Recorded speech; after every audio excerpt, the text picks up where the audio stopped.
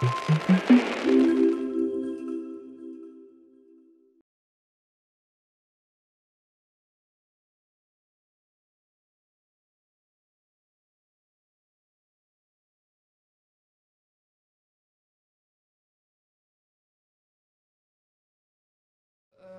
already introduced you a bit. What I didn't say that you've been quite present for some time when it comes to distribution and your role in distribution and for Germany and the German film market. I'm looking there because the camera is there so that he doesn't feel lonely. So I apologize, I will be switching the head. So coming back to you, so of course we will tackle the most recent success story as Toni Erdmann, but of course your company NFP is also famous for distribution of Wim Wenders' Pina, and at the moment you're actually having quite interesting time with distribution of the famous Chinese author. Yeah, slow. Ai Weiwei. Yeah, so I appreciate for your time and for being able to participate here. You don't see the audience, but they see you, so let's start. Toni Erdmann, as I mentioned, was a quite success story and in a way unexpected comedy. There are some quite well-known theater actors, so Peter Simonischek from Austria and Sandra Köhler from Germany. But what I'm interesting to tell us a bit of feedback of when you actually, when did you start to get involved in the film? How did it go with the Komplizen production company from Germany? And to just give a little intro about Toni Erdmann. Thank you. I will do. Hello, good morning again. Yeah. It's an interesting story, and because the film had a distributor during production, and from the beginning, it was not us. 2 weeks before the press conference in Cannes, I received a call from the producer. I have worked with Janine and Maren since the 90s, and they said to me, "Are you interested to see Toni Erdmann? We think we are looking for another distributor." And I said, okay, I was surprised. I was not aware of the project so much, because I was not involved in development and production time. And they said they need within a week a new distributor, because their initial distributor had a little bit problem with the length of the movie. So they looked for a new partner. I watched the film. I said I watched it on Sunday morning because I was not in my office, and I have a cinema in Berlin, and they said, yeah, but you have to watch it early because it's 2.5 hours. I said, okay, no problem, and we watched it, we loved it.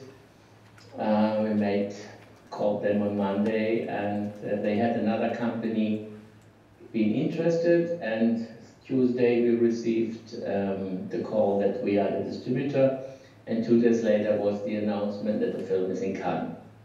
And 4 weeks later he was in Cannes. So that was our short story. It started 4 weeks before Cannes. And I saw the finished film. Do you think, because I did some kind of research, and it was not at the beginning expected to be a comedy, and somehow this happened during the editing phase with the director. It was her, Toni Erdmann is her 3rd film, right? Mm-hmm. Yes, yeah. Yes.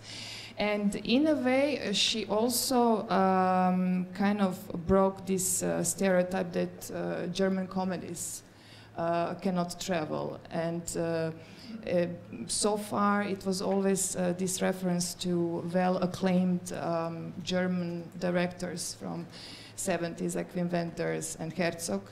And they were always addressing the German political situation, stories like that. And Toni Erdmann, what I found out from different articles, was actually a turning point also for German cinema when it comes to comedy, comedies traveling outside Germany, but also being welcomed within the German market. I think German comedies are usually a little bit dumb and silly. Sorry to say that. It's a humor. I think German humor travels very hardly in outside of our country. It is the same with Italian comedies. It's hard for Italian comedies to get a theatrical release in Germany. That's why many companies are doing remakes. I think with Toni Erdmann, what I liked, it was this humor which was not directed to be, now let's be funny. It was like this, you think 1 second and then you laugh. It was very intelligent humor Maren did, and I had many times to talk to, it was a very funny story. When we screened the film first, I said to Peter and Sandra, let's meet all together 2 weeks or a week before Cannes, because I have to tell you what circus and marketing press push that is for you, because as an actor you're not used to have these red carpets and all that stuff. So we screened them the film for the first time. Maren, we made a lunch, and Maren came like half an hour, and during the lunch, Peter and Sandra were excited, and they said it was such a tough time to shoot the film, because like the scene when she sings the Whitney Houston song, it was 26 times Sandra had to sing that song, and she was nearly done. And then Maren said, we did yesterday this Las Vegas version, you shout and you be loud and put it out of your body, and this was the version she is using. So Peter said to me, Christoph, if that film would not be good, she would be in trouble when we see her now. And then she came and you have to. So I think it was maybe not planned to be that funny, was not planned to be this kind of a success, and I think it happened. And the film was, how do you say that best?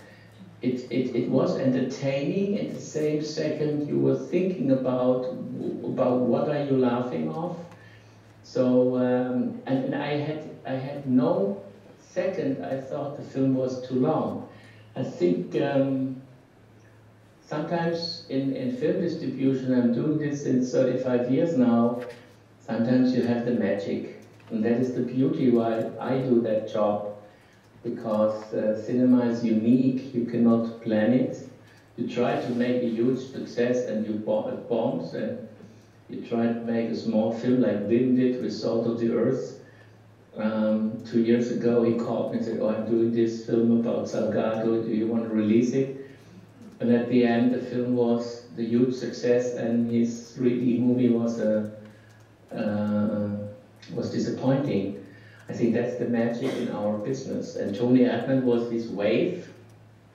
I think all art houses are missing this year a film like that. I mean, Square is very good and very funny, but we don't have this year a film in art house which crossed 300,000 admissions. Okay, I just wanted to ask you, how did you do? I don't hear you.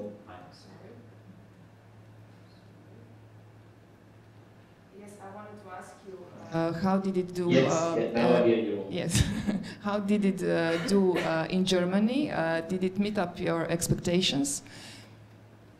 Our expectation was about, the calculation was about, we can do 300,000 admissions, and we did 3 times more. Oh, okay. Oh, and the producers, I mean,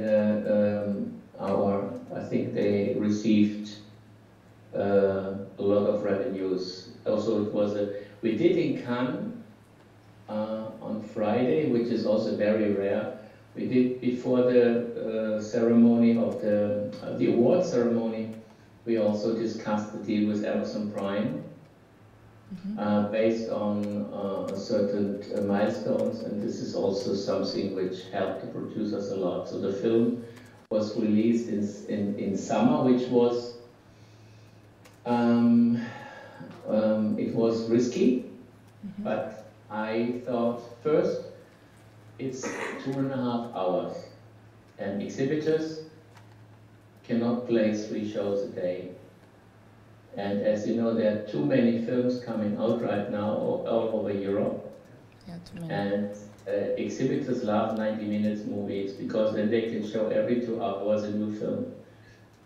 So I said I need a time when the film could be 3, 4, 5 weeks in the cinema, that word of mouth. What we learn is that the audience needs 2, 3, 4 weeks until they have discovered, heard that the film is coming, it's good. And many, many good films are out of the cinema when the people want to see it. That's based on the too many films which are being produced and released. So we said, let's go to summer. I said to the exhibitors, but I want to have the films 3 to 4 weeks in your theater. That's a guarantee. If I would have waited like what Square this year, Square was in Cannes in May, was released in October. All the Cannes Festival films were mostly released now in fall, and then come all the other films. It's too much, it's overcrowded in summer, the best cinemas are empty. So we decided that, and this was probably one of the good things in our campaign, that the film at the time, we played until September in the opening cinemas. And if I may ask you, you got involved a bit last moment, let's say, just before Cannes. Yes. So did you have enough time to package the film? I mean, what were your tips and tricks when it comes to Toni Erdmann? I mean, if you would know Maren, she had exactly the poster which she wanted to have. The trailer was already done, like we made some little changes, but she's very precise and detailed about her campaign. So I think everything she had in mind, so we tried to have a poster for Cannes. This was our first goal, and then to have a trailer. But the Cannes Festival showed again that if you have a film in the festival which the press and everybody loves, you could release the film directly after the festival. The film was everywhere in all newspapers. Yes, yes. So it was for us a real problem from end of May until mid of July to keep the film on this level. So therefore we achieved the opening film in Munich, that the film again got 2 weeks before the release another press event. I think that at the end, the film, a strong film plus an opening where you've been alone in the market was maybe the best combination. Okay. And what were the challenges? The challenges was first that people came 2-3 times. Many young people came with their fathers, or some families came, and a lot of people discovered that they have, I mean, let's say that way, it's very possible that in every family there is a type of Toni character. Yeah, like my father, as we discussed it. So did you see it with your father? I'm sorry? You went to cinema with your father? Actually, no, I didn't, but I just... Watch it with him. Okay. But he needs to have the same hairstyle with Peter. Yeah, this was my goal, actually, yeah. I'm sorry? Yeah. Okay, I will do so, okay, yeah. Now I forgot actually to show the trailer, but we will do it in the end. I will just include also my second guest. I don't know how I will do it, somehow like this. No, it's okay, we see each other. Hello. Yeah, okay, Hello. yeah. Wait. So you need to just wait a bit. Hello. Hello? Hello.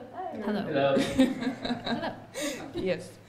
So, really happy to have Caroline with us. She just came for half a day, but I really appreciate it. So maybe you can tell us a bit more about your experience in Kaleidoscope. There are some nice films to highlight, and then we can move into specific case studies. Sure. So I spent 7 years from 2010 until earlier this year running the foreign sales division for UK-based sales agency called Kaleidoscope Film Distribution. And that was a 7-year journey there. When I started and I was hired to launch the division, we were working with some very small British films. And we were able to increase the scale of what we were doing from there.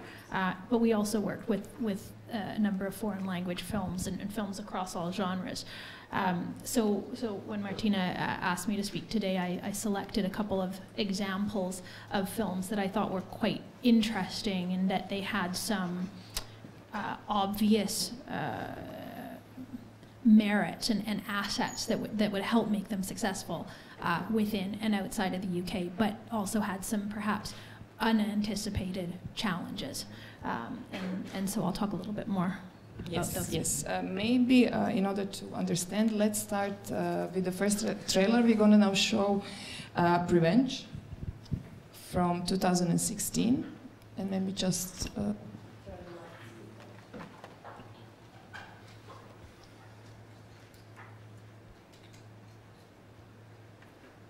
to have an idea what we're going to talk about. I'm really sorry. I'm really sorry about your loss, and I know it's been very difficult for you. At the end of the day, you've got this force of nature now inside you. Baby knows what to do. Baby will tell you what to do. It's just nature's way. I think nature's a bit of an arse though, don't you? You're getting better at this. I'm not in control. Don't want to know what's in there. I'm scared of her.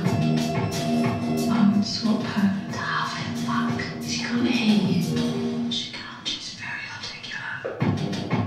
Kill him. Or I kill you. Got a drink? If it's found me off the you've come to the right place. I'm on the dark side.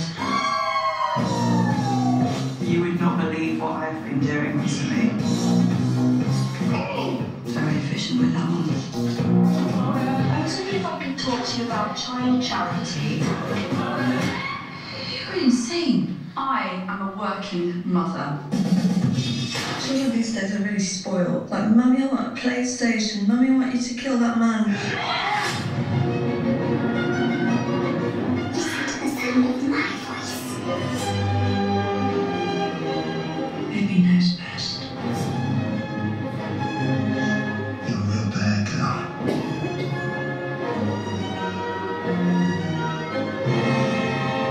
Negativity's not good for the baby's spirit, really. Do you think?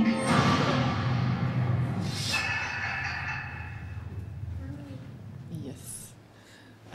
Well, it was quite difficult to translate this film into Croatian because it's the revenge happening before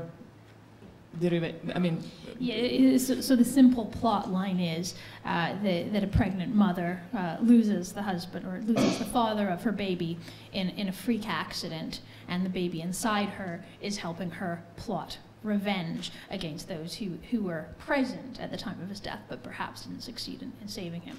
Now, similar to Christoph, this is a film that came to us for UK distribution and international sales a couple weeks, I think, before it premiered at Venice Film Festival. This is a low-budget film from debut filmmaker Alice Lowe. Had directed some short films previously, had appeared in some sort of cult favorite films in the UK, but certainly didn't have an international profile. So for the film to be selected for Venice, is something that we found very significant, particularly with respect to its international sales. And it was also selected for Toronto, which came a couple of weeks later, and for international, again, that was a really, we couldn't have asked for a better North American launch, aside from Sundance, perhaps, but this worked very well for timing. And then it premiered a couple weeks later at London. So we found ourselves, effectively being with an opportunity to represent a film that had among the best, marketing setup, we could ask for.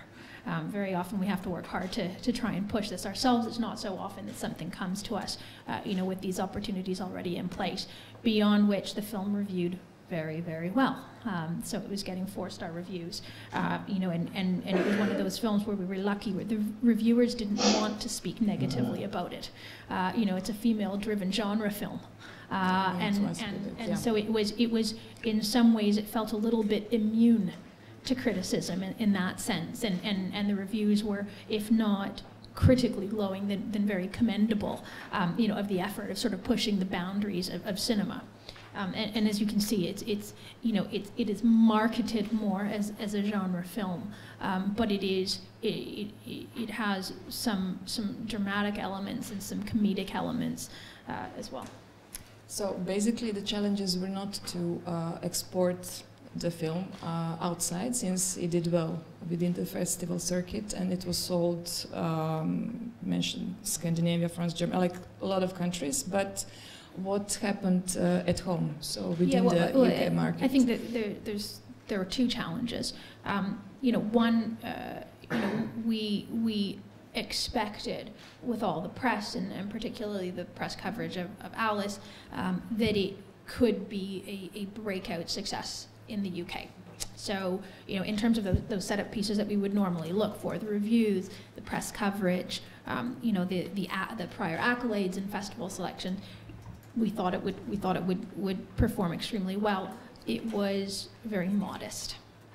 So, and then that is to say that in these cases the British public does tend to like this kind of film. It was very modest, and in fact it played at Fright Fest as well, which is a great platform for genre film fans.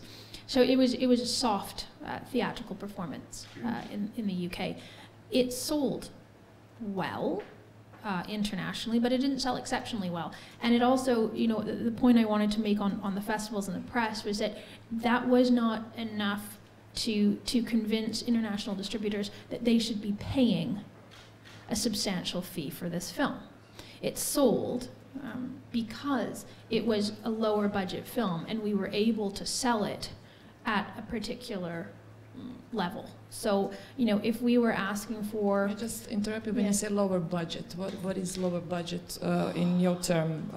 I think... I can't remember what... I don't think I made a note of it. But I think it was about a £250,000. About £250,000. Okay. Euros, I guess, is very, very similar.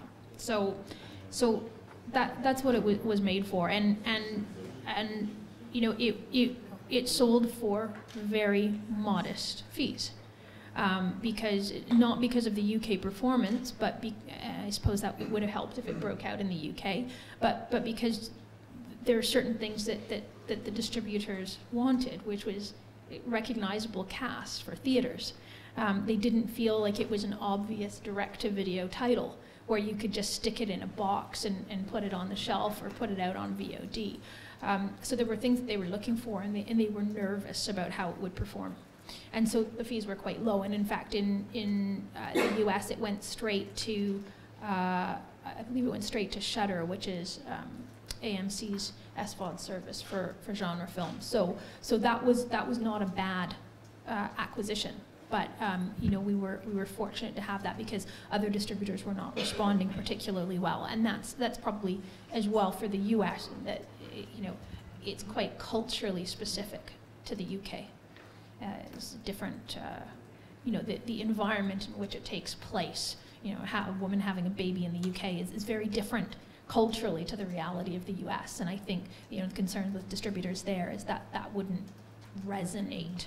Be sort of an audience detachment from that. So you also were involved quite late, but thanks to the marketing campaign and the festival circuit, it was like kind of push to its success.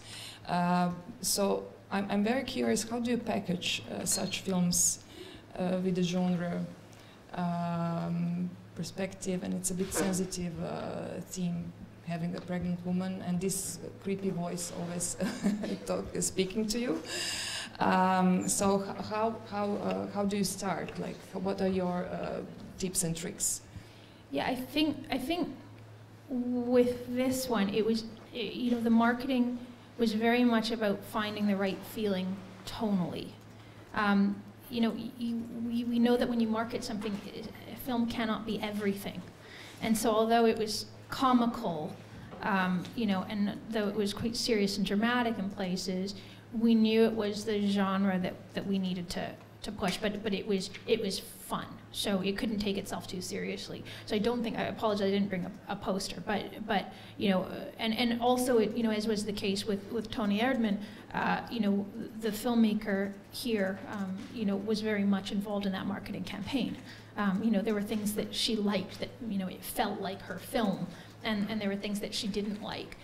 So it took a little while actually to develop the visual campaign for it, you know, but it ended up us going out and doing some reshoots, getting her, you know, dressed up again with the pregnancy suit on, because she was actually 7 months pregnant when she shot the film. Yeah, which was remarkable, and that actually was a great press angle for it. So it was about getting her dressed up and shooting it, and I remember from when we were looking at the poster design, it was, do we make the background black or do we make the background red? And you know, and it being a feeling sort of in a tonal thing, it was one where we really put out to the entire office and printed all the posters out and looked at it and looked at how people responded, and you know, I looked at it particularly with the view of, okay, if we're trying to attract a female audience, this actually looks a little bit more fun. This looks like a film that I'd go see with the girls, as opposed to, you know, this is you know, for on the shelf at HMV. So the red, it took a little while, but I think the women actually quite liked the red campaign. It just gave it a very different flavor. Okay. Shall we maybe move to second movie is the Mom's List, also from the last year. Yeah, so this is, maybe if I introduce this, it's a completely different film, yes. Produced by a company that I work with now. So I think I may have left off halfway through this year, or I said, you know, a previous company was Kaleidoscope, but over the summer I launched my own business, which is not a sales agency and not a distributor, but it's a more of a consultancy business where I work with producers from the early stages and help shape and develop projects, and then ensure that they have the right distribution in place to maximize their domestic and international potential.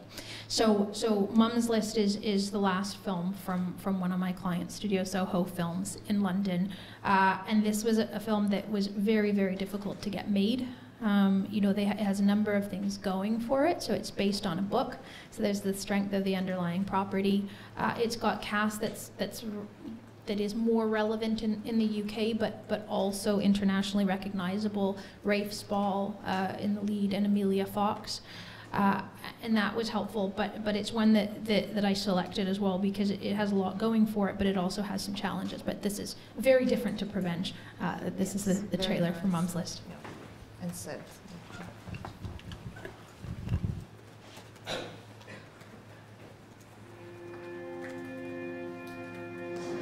I love you. You're Miles and Miles. Acres and acres. Acres and acres, kid. Acres and acres, my darling. Oh, 2 boys, 2 girls. A big, bustling, noisy family. And they're all around us, and we're sitting there proudly thinking, we started this.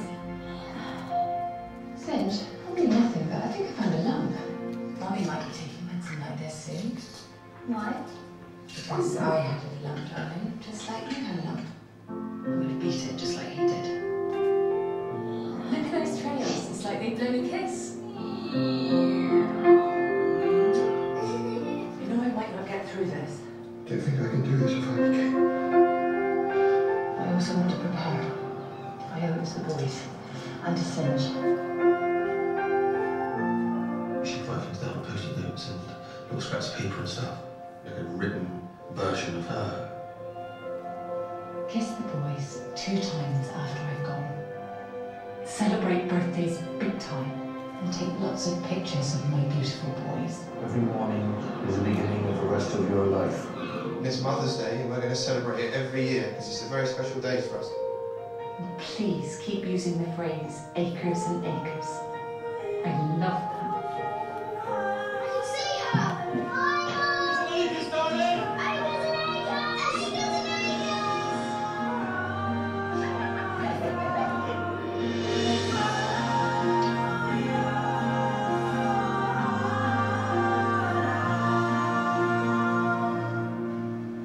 Acres and Acres and acres.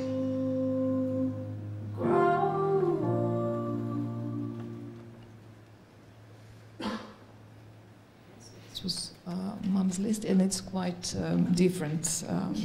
Yeah. I'd never played the trailers back to back before, but it seems awfully odd doing that now. Night and day. Maybe we tell the audience what the story is actually about.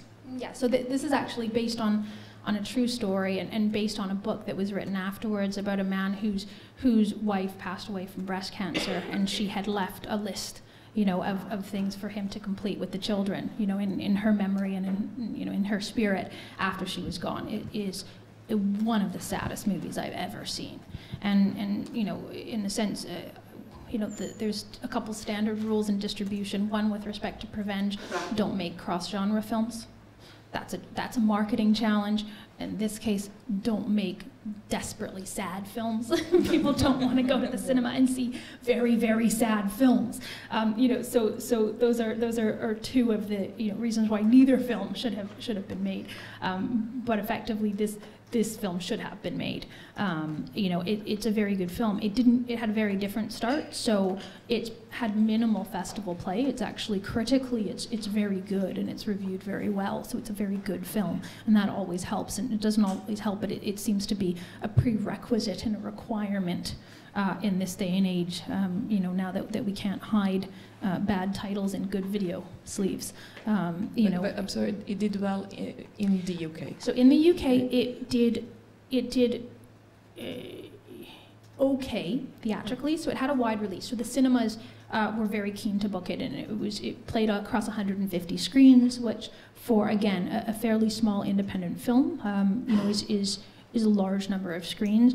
It had a very modest box office, which is not unusual, but I think its box office was under $100,000 equivalent, so probably about £70,000 if I remember correctly.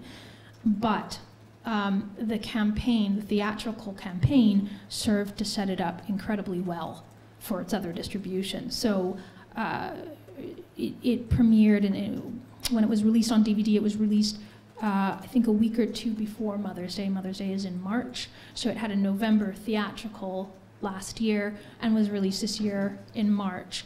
So a couple weeks before Mother's Day, that served it well, and it debuted. We have a chart system in the UK that anybody can access and see. So you can actually always see how many DVDs something has sold in its first week, its first month, and all time. And it debuted at number 7 in the charts, which for an independent film from a company that wasn't known was quite exceptional.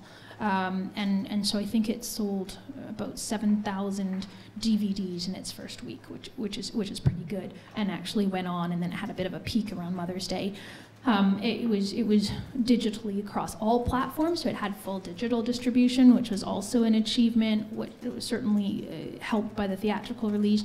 And then it sold to Sky and the BBC and airlines. So it's actually been a good success in the UK in terms of getting full distribution across all platforms and being able to, although the theatrical was a fairly steep loss, they were able to monetize it across other platforms. And in comparison with Prevenge, in terms of the budget, how was this? I think was about £1 million, around £1 million.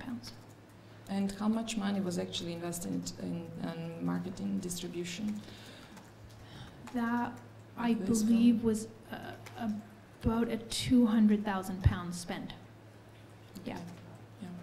And how did it do outside the UK? So outside the UK, it has not been released theatrically anywhere. And I believe that a lot of its success comes down to the fact that it's very playable on television. So the names are big enough to make it work. It doesn't have a US sale yet. So although it's sold in a number of different territories, it doesn't have a US sale. And that's been very tricky. And that, again, similar to Prevenge, it's a foreign film in the US and Canada. It's a foreign accent. Although the book's been released there, distributors are not interested in taking a risk. Netflix likes it, but they didn't want to buy it globally, and they want there to be some sort of campaign for it in the U.S. before they reconsider acquiring it for the U.S. And TV can be quite limited. The number of channels that could play this in the U.S. are very limited. Whereas TV seems to be the big driver for revenue for this film, that seems to be a big sort of stopping point and challenge in the US. Okay. Whereas in foreign territories where it's dubbed, France being an example where the distributors, looking at a really good setup, that accent doesn't matter so much. Thanks God in Croatia we have subtitles, so. Yeah. And maybe we go on with the third example, Much Ado About Nothing. It's actually the US film, yeah. But we will highlight some things.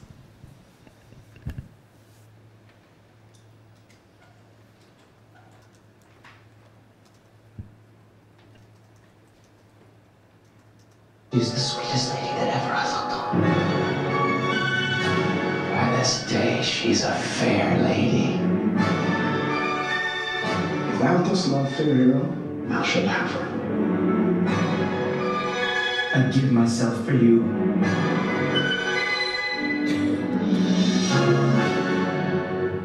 I will bring Signor Benedict and Lady Beatrice into a mountain of affection. Are you sure Benedict loves Beatrice so entirely?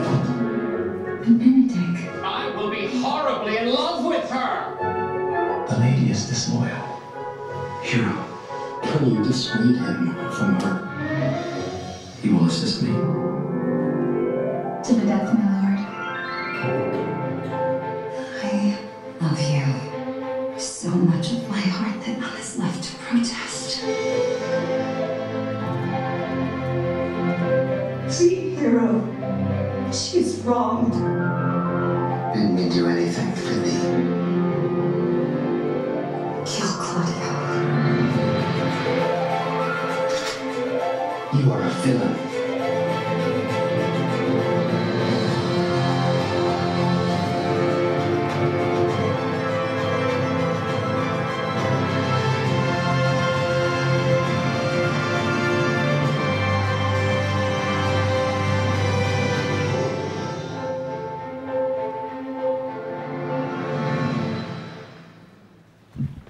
Okay, so the third also completely different example. So, and this one is a very different example because, this is a film that I screened at the Toronto Film Festival, I suppose in 2012, 2013. The director, Joss Whedon, came out on stage and to raucous applause. Like, I have never seen a director cheered in this way before. Joss had just released Avengers, and he has a massive cult following, and here he was in Toronto premiering black and white Shakespeare.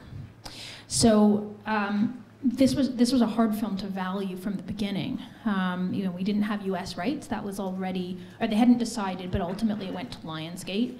And we knew the challenges for this were obvious from the beginning. You know, one, you've got the Joss Whedon, who was the biggest director in the world at the time. Two, you've got black and white Shakespeare.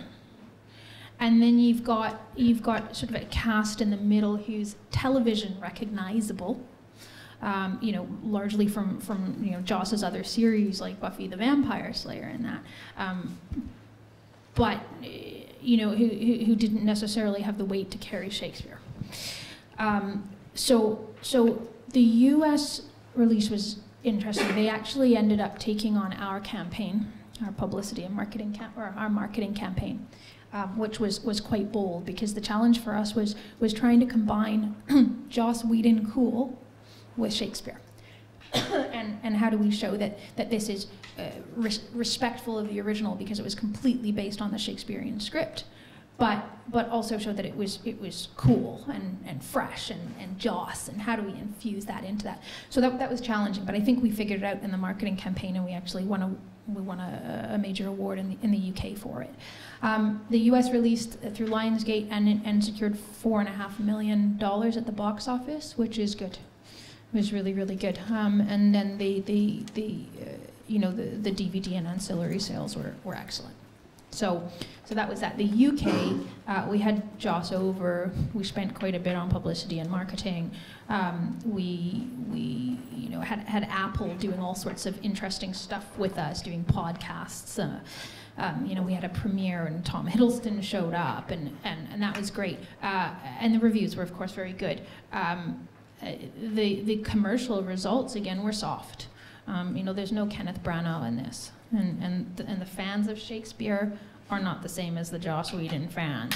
So, you know, whereas Christoph can be very specific and say Toni Erdmann was attended by you know, people with their fathers, you know, I could say that the challenge with this film was that it was attended by a few art house lovers, some Joss Whedon lovers, you know, some people who like a more commercial take on Shakespeare, but it wasn't, you know, one particular community that we could target, and that's what made it challenging. You know, it performed. We made money. The DVD sold well, and I think it continues to turn over. You know, and it was certainly a prestige success for the company. I was responsible for the international sales, and that was even harder, because aside from there not being, this is a film that needed to be released theatrically. You know, it was a challenge for television because it's black and white. So distributors were concerned about buying it on an all rights basis and investing P&A theatrically if TV wasn't going to buy it because it was in black and white. And the other obvious challenge was, it's in, how do you translate it from Shakespeare? And, you know, do you subtitle, do you dub? You know, there's countries where Shakespeare, nobody cares. You know, and there's also major territories, you know, such as Japan, where, you know, Avengers is big, but nobody really knows Joss Whedon, and so that's not a marketing standpoint. So we were, because it was an interesting film, we could be very fun and we could be very creative in the distribution. So in some cases we did distribution deals in Mexico and Spain, where we found companies that we really liked, that thought they had some great marketing and release ideas, and so we engaged them with no upfront advance, because we thought that they were best equipped to maximize the exposure and the value of the film in their territories. You know, there were others, such as Australia, where we took a good size advance, and actually it was a massive success in Australia. And that came down largely to the distributor owned a couple of cinemas, and knew their audience very well. and knew that they could program this and secure most of the box office from their own cinemas, and that worked great. So that yielded a lot of overages and some really good DVD and so forth. That was a success. You know, and then there were territories like Scandinavia where we had to work through challenges, and you know, nobody was offering me enough money. I couldn't go back to Joss Whedon and say, your film is worth $10,000 in Scandinavia. And that's what we were getting. And that is, again, because if you don't have that TV, then it's very difficult to know that, you know, you cannot make that P&A investment. So we ended up going to Viasat, and we sold it to Viasat, and we ended up going to SVT in Sweden channel, because I know that they have some very interesting programming, and they were very happy to have it. And between those two channels, we were at $40,000. So it was just, you know, it was trying to be, well, look, it's a theatrical film, obviously, but in the case of Scandinavia, you know, we need to make a bit more money out of this because we've put an advance into it, and Joss wants to see some returns. And that's what we did. And there were some a couple of very interesting channels as well, you know, in Asia, that were looking for festival-driven films, and that's so the marketing angle for this was a little bit different everywhere. But I think the point is, just because you have the world's most commercial director, it doesn't mean that you have a commercial film. Okay, thank you. Christoph, are you there?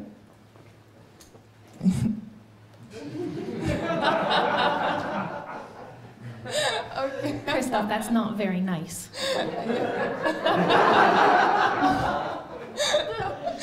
Well, you weren't listening. You weren't listening. Very I had my macro, I had my mic on, so no problem. Yeah, no problem. Okay, so I just wanted to make sure you realize. Sorry, it's an innovative part.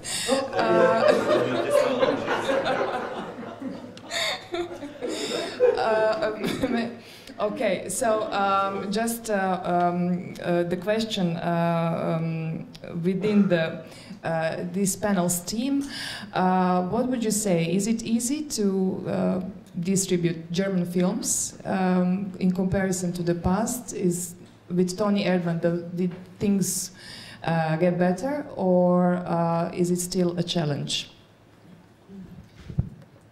because of the German language? Yeah, you mean in Germany? Yes. Okay.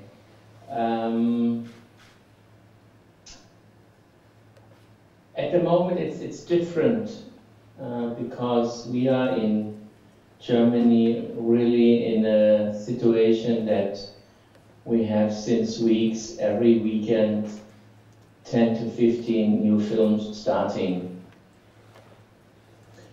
I would say 8 to 10 art houses. Many small releases, also German small releases. That means 15, 20 prints. At the moment, and I can say that for the whole year, we are having all distributors and exhibitors a very hard time to get the audience. I think we are affected with the new techniques like Amazon, Netflix, and of course other platforms. Film is at the moment very hard to promote when it's not a blockbuster like Star Wars, It, or maybe huge German comedies with 600, 800 print releases. So Can I just interrupt for a second? Yes. At the same time, together with Toni Erdmann was this German mainstream comedy, Willkommen bei den Hartmanns, Welcome Germany. in November. Yeah. November, yes. So did film as such maybe, how shall I say, reduce potential audience of Toni Erdmann? Or No, it was 6 months after us. Okay, so it did not, yeah. No, we released, for example, end of October, an Irish-Canadian film called Maudie with Ethan Hawke and Sally Hawkins. Same day as the big German comedy called Fuck You Goethe, which the first two films crossed 14 million admissions. And the third one will do 6 to 7 million, with one actor who is at the moment dominating our market. But at the same time, in the art house, that is not a problem to release an art house film against a big blockbuster, because we don't play in the multiplexes. And feuilleton and the press, there is enough space for art house films. But at the same time, you had Square, you had Django, the opening of the Berlin Festival, you had Gauguin and Maudie and 3 other German films. This is, I think, crazy and also a little bit stupid, because why should a film who opens Berlin or who plays in Cannes wait 6-8 months for a theatrical release all the same time? I mean, film is not like wine. It's not getting better when you wait months. So I think we are all in the responsibility as distributors right now to really find a way that we are not cannibalizing ourselves. It happens every week right now. What about you, Caroline, and the situation in the UK? I'm just still thinking on what Christoph said. Are you thinking we should make less films? No, I hate that someone controls things. And this is the industry. I mean, everybody tries to do the best for his film. I think you cannot say a quota, all these things, I don't like that. No, of course not. And it was more of a hypothetical response to what you were saying. But you know, at the end, Toni, Maudie has 100,000 admissions right now, Django 25 or 30, Square 140, and Gauguin like 15, 20. I think if we would try, I mean, we are all intelligent people, and sometimes this is why we did Toni Erdmann this summer, but we were not allowed to do Toni Erdmann this summer. We would love to do it, but a company called Sony Classics, Sony Picture Classics in the US, who bought all remaining countries, including the US, had a position that they could say to the distributor, there are no releases in Europe before we release the film. So I don't know what we have to do with America. I hope we're not getting closer, especially in this crazy situation with the US right now with Trump. But therefore we had to wait because we couldn't release before them. So what I say is, I say this always to exhibitors. Dating a film is as difficult as dating in private life. You have one chance, probably, and you should be very careful what to do. No, I think it's at the moment it's very serious. We've been in AFM looking for films and documentaries. It's so hard to get theaters for them because you end up at a 5, 6 o'clock show. There are every week 2 documentaries coming, Germans, internationals. We release usually 8 to 10 docs. We will reduce that next year until 3 or 4 because we don't get the cinemas. What we are thinking now is doing a combination of event release, let's say one day, what Dog Move in the UK is doing one day in 100 cinemas, and then the art houses can continue, and the film comes out after 4 weeks on SVOD or TVOD. I'm sure we can have some great conversations about that, because the documentary space is one area that I like for its opportunities and challenges, and I've done quite a bit of work on. But on, I suppose my wrap-up comments, Christoph, will relate to yours, and that what you're saying is that the theatrical space in Germany is no different, to the industry as a whole. Which is that if our film was the only film in cinema and our film was the only film available for sale at the American Film Market or Cannes, and it was a good film, we'd be in the money. We wouldn't have a problem. The problem is that film is a creative endeavor that when you distribute it comes into a very commercial space, which is based on supply and demand. And that's the challenge. It's how good is your film, but how do you get it noticed and where? And I think that's along with some of the other challenges that I've mentioned for English language film. And although English language film is typically easier to place, we are in competition with a lot of other productions. Yeah, and we should not forget that the audience can see films everywhere, on the tablet, on the computer, at home. Cinema is not longer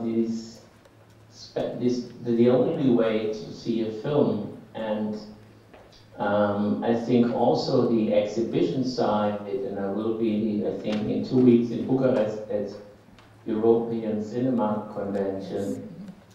I think it's important that we all, exhibitors, distributors, work together to make cinema going a unique event as it was years before. You pay a lot of money, you have mostly in Germany, you wait long time, you pay €5 for a drink, €6 for popcorn. It's the audience is not so satisfied. I mean, they come to see the big films and also the good art house films, but movie going is one of 10 things you could do in your private time. It's not the special thing which it was years before. I think this we have to learn and try to come back to that. To adjust. Event. Yeah.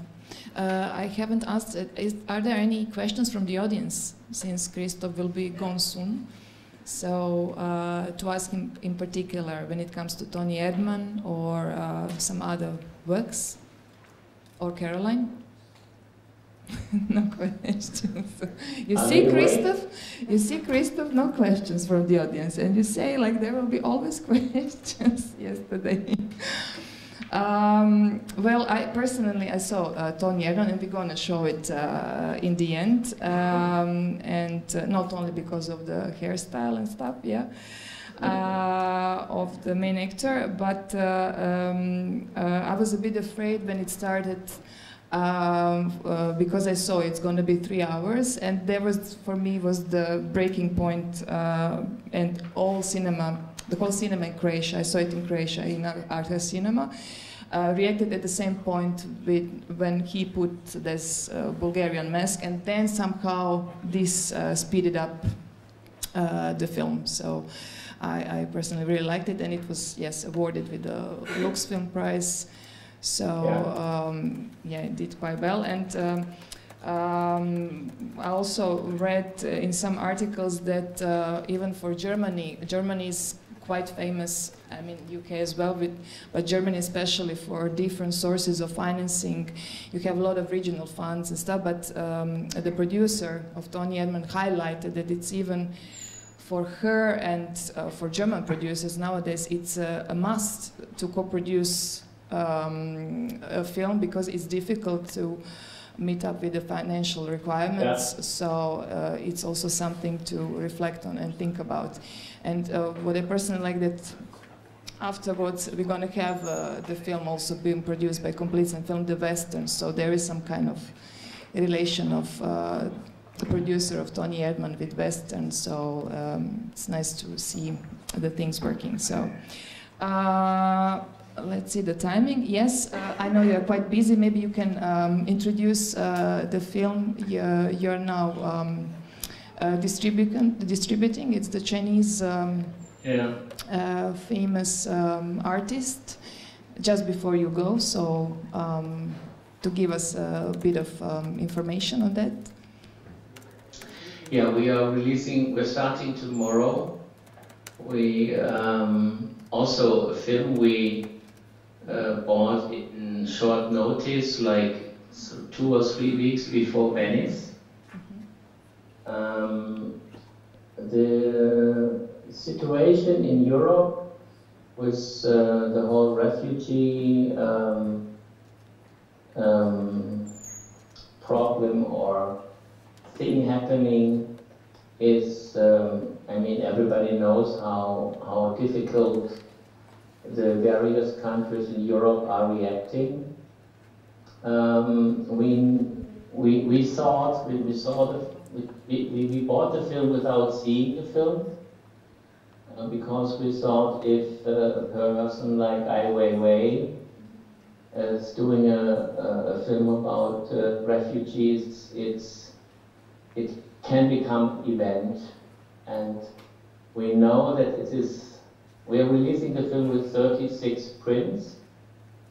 We had a premiere last week in Berlin with our foreign state minister attending, because everyone from the government is at the moment trying to find a new coalition with all parties.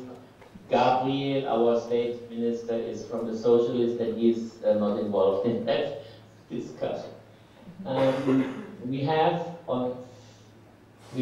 as you also know, a strong new party called Alternative for Germany, and we see in the campaign, especially on Facebook, which is shocking a little bit, 30% of very aggressive comments about refugees, about the political situation. So we have great press. We have, I'm traveling with Ai Weiwei from today until Sunday into 8 cinemas with a Q&A. All screenings are sold out, so really paid tickets. I think it will be a difficult release, but I think we as me as a human being and living in Germany, I think it's important that we show our audience. I think the refugee situation is one of the biggest political challenges in this decade or century. And I think it's important to show that this is not only in our country, it's worldwide. You see pictures from Mexico, US, you see pictures from Pakistan, of course Iraq, Iran. So 65 million are at the moment looking for a new home, and when you read and hear about the climate change, there will be 250 million people coming the next 10 years if we don't change anything. And I think as an independent distributor, it's also our political job to work on that we can change this world, that we have contribute, to contribute to the whole picture, yeah. and to work this out together. Would you like? Do you have anything to add, Caroline, or? No, I think if there aren't any other questions, then I'm approachable throughout the day if anybody does have any. But okay, so thank you, Christoph, for being with us. We will now screen Toni Erdmann because we didn't do it at the beginning. Good luck with your premieres, and we will definitely be in touch. Hopefully, to have you here alive. In person with us. Yeah. We need to do it. We need to do it in a classic way as well, not only this innovative. Alive and in person. Yes. Yes. Thank you. Thank you.